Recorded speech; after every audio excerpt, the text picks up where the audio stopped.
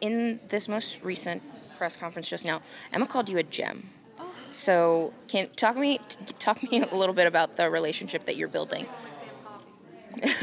this that you're. And yeah, I feel like I'm like always raving about her. Like yeah, it's easy to do. No, I think she is, I mean, clearly such a special coach. Like, she's a brilliant tactician and understands the game, I think, better than anyone I've ever been coached by.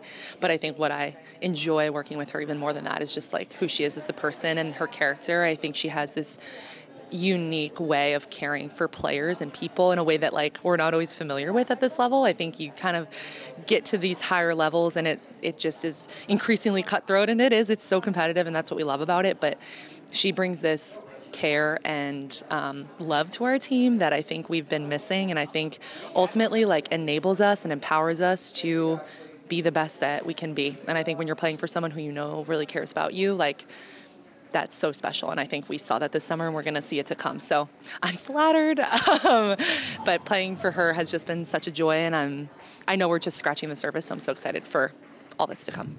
And then we just wrapped in Austin a game that ended up like a little bit of like a gritty grind out. So talk me through that result.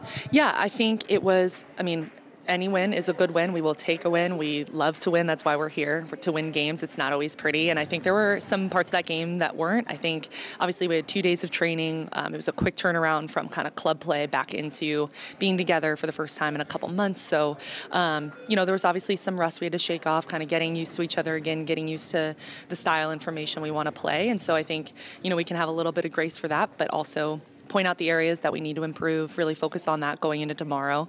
And I feel like we have a good sense of what that is. But ultimately, I think it's a good start as we turn the page for all that's to come. We're celebrating kind of what we just did, but right now it's like we're looking forward, we're striving ahead. There's so much that we still want to do and we know we can do as a group, and it's all about how we get there. And it started Thursday and it'll continue tomorrow.